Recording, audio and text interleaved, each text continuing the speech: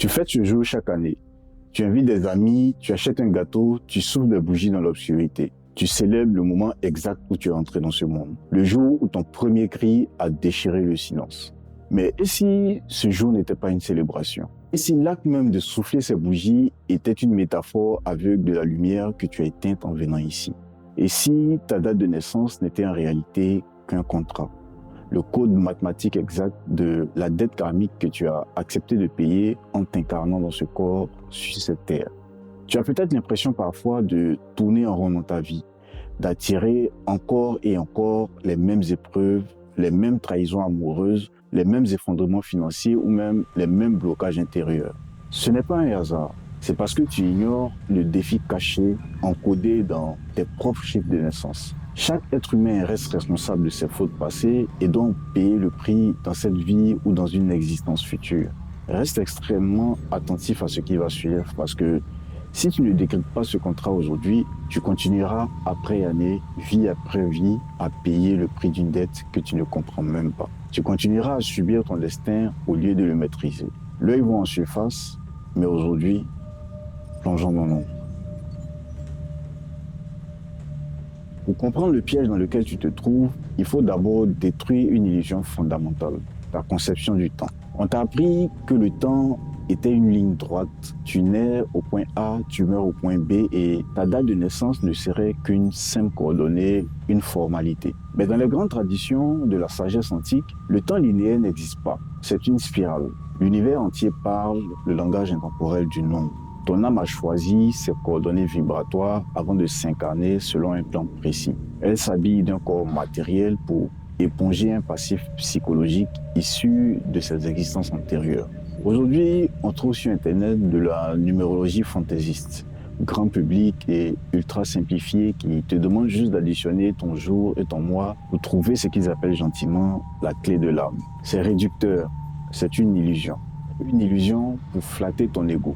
Les véritables initiés ne font pas de raccourcis. Pour lire le contrat de ton incarnation, ce qu'on appelle le chemin de vie, la matrice exige ta date complète, ton jour, ton mois et ton année de naissance. Et dans ce calcul complet se cache un code secret. Avant d'arriver au chiffre final, ton calcul passe par un sous-nombre. Et c'est là que la sentence tombe. Si ce sous-nombre est le 13, le 14, le 16 ou même le 19, tu portes ce que les anciens appelaient une dette karmique majeure. Attends, je vais te donner un exemple concret.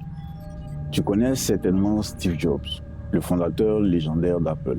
Il est né le 24 février 1955. 24 plus 2 plus 1955, ça donne 1981. Maintenant, on additionne 1 plus 9 plus 8 plus 1 égale 19. 1 plus 9 égale 10. Puis 1 plus 0 donne 1. Mais écoute bien ça. Steve Jobs n'était pas juste un banal chemin de vie 1. Il portait la lourde dette karmique 19 qui finit par donner 1. C'est la dette de la tyrannie et de l'abus de pouvoir. Regarde bien sa vie. Il a bâti un empire en écrasant les autres. Il a voulu tout contrôler avec une exigence absolue et il a fini par chuter. Chassé de sa propre entreprise, il a dû traverser le désert, apprendre à diriger autrement pour revenir et triompher. Je ne dis pas qu'il connaissait sa dette karmique, mais observe les schémas. Le contrôle, la perfection obsessionnelle, l'empire bâti puis perdu. Les chiffres ne mentent pas, ils décrivent. Ta date de naissance n'est pas un hasard administratif, c'est une fréquence. Et ce que tu n'as pas compris ailleurs est inscrit ici. Maintenant que tu le sais, calculons la tienne. Ce que nous allons faire maintenant demande ton implication totale. Nous allons calculer ton chemin de vie et traquer la présence d'une dette karmique. Le calcul exige de l'attention. La méthode que j'utilise ici est la méthode de réduction totale. Jour plus mois plus année en entier. C'est la méthode des traditions initiatiques, pas la numérologie grand public. Les résultats peuvent différer et ce ne sera pas un hasard. Écoute bien cet exemple pour pouvoir comprendre la logique dans laquelle nous sommes. Si tu es né par exemple le 15 juillet 1980, 15 plus 7 plus 1980 donne 2002. 2 plus 0 plus 0 plus 2 égale 4. Ton chemin de vie sera donc le 4. On essaie avec un exemple plus dense. Si tu es né le 29 septembre 1978, 29 plus 9 plus 1978 égale 2016. 2 plus 0 plus 1 plus 6 égale 9. Ton chemin de vie sera alors le 9. Maintenant, écoute-moi bien. Fais attention. Avant de réduire ton chiffre final, regarde le nombre intermédiaire. S'il est exactement 13, 14, 16 ou 19, ne le réduis pas encore. Je t'explique pourquoi dans un instant. Mais avant, mets cette vidéo en pause et écris ton calcul et ton chiffre exact dans les commentaires en bas. Pourquoi je te demande ça? C'est un acte psychomagique. Le fait de déclarer ta fréquence publiquement, de l'inscrire dans la matière, c'est admettre que tu es prêt à affronter ta part d'ombre.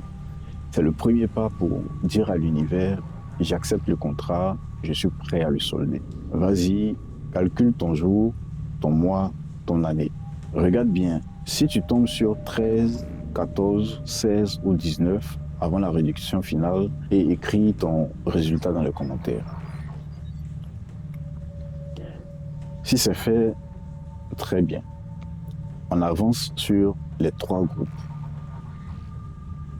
Les âmes s'incarnent selon 3 grands archétypes. Écoute la sentence qui correspond à ton nombre. Premier groupe, les bâtisseurs. Ceux dont le chemin est 1, 4 ou 8. Si ton chiffre final est 1, 4 ou 8, tu fais partie des bâtisseurs. Ton épreuve se joue dans la matière, le travail, le pouvoir, l'autorité. Mais attention, 2 dettes très lourdes se cachent ici. Si ton calcul, avant d'arriver à 4, est passé par le 13, c'est la dette du labeur et de la mort. Dans d'autres cycles, tu as pu fuir l'effort, laisser les autres porter tes charges. Aujourd'hui, rien ne te sera donné facilement. Tu auras des blocages, des retards, des chocs. La purification exige une discipline absolue. Si ton calcul est passé par le 19 pour arriver au 1, c'est la dette du tyran. Dans une vie passée, tu as abusé de ton pouvoir, tu as dominé, tu as contrôlé. Aujourd'hui, ton ego est ton pire ennemi. Ta mission dans cette incarnation, c'est de devenir un leader juste. Si tu es un 1, un 4 ou un 8 classique, ton défi, c'est la matière. Construire sans te perdre dedans.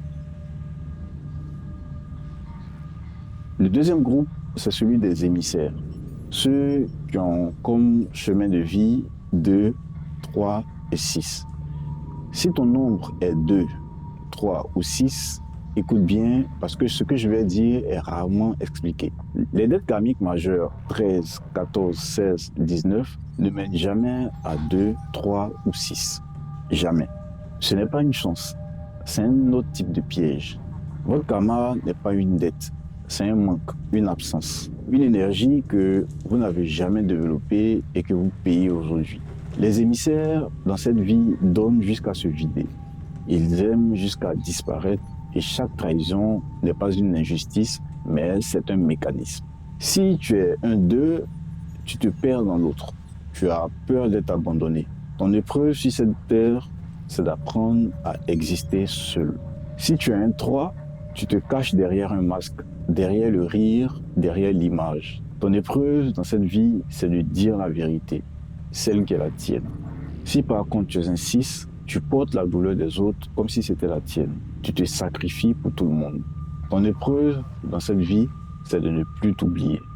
Ta purification est simple, mais en même temps, elle est difficile. Tu dois choisir de t'aimer avant de sauver les autres. Le troisième groupe, c'est celui des chercheurs. Ceux dont les chemins de vie sont 5, 7 et 9. Si tu es un 5, un 7 ou un 9, tu es lié à la connaissance et à la spiritualité. Mais tu es aussi et surtout lié à l'isolement. Tu as, comme le premier groupe, 2 dettes très lourdes qui se cachent ici. Le 5 qui vient du 14, c'est la dette de la liberté destructrice. Dans une vie antérieure, tu as abusé de ta liberté. Tu as fui tes responsabilités. Et aujourd'hui, tu fais face à l'instabilité, aux excès et au désordre. Ton épreuve dans cette vie, c'est le temps créé. Pour le 7 qui vient du 16, ta dette karmique, c'est l'orgueil. Dans une vie antérieure, tu as eu des connaissances très élevées, mais tu as dominé avec ce savoir. Aujourd'hui, autour de toi, tout s'effondre quand ton ego parle. Alors ton épreuve, ce sera l'humilité. Si par contre tu es un 5, un 7 ou un 9 classique, ton piège dans cette vie, c'est de fuir le monde, de rester dans ta tête, dans ton rôle, de redescendre sur terre et de partager tout ce que tu as comme connaissance afin de vivre en harmonie avec les autres. Regarde bien le nombre que tu as écrit. Ce nombre n'est plus un secret. Il n'est plus une fatalité. À partir du moment où tu vois ton nombre, elle commence déjà à disparaître. Le karma, ce n'est pas une punition, c'est un équilibre. Ce que tu appelles malchance n'était qu'un rappel. Ce n'était qu'une leçon que tu dois vivre encore et encore. Ne célèbre plus ton anniversaire comme avant. Utilise-le, transforme-le. Mais maintenant, va dans les commentaires. Trouve quelqu'un qui a le même nombre que toi. Échange avec cette personne. Parce que 2 âmes peuvent se libérer 2 fois plus vite. Si cette vidéo t'a parlé, laisse un j'aime. Abonne-toi et active la cloche. Parce que la prochaine fois, on ira plus loin. Ce sera l'heure de ta naissance, les 4 portes et ce qu'elles disent de ton nombre. Et surtout, ne garde pas cette vidéo pour toi. Partage-la à quelqu'un qui tourne en rond. Aide-le à comprendre. D'ici là, reste vigilant, car l'œil regarde, mais l'ombre, elle sait.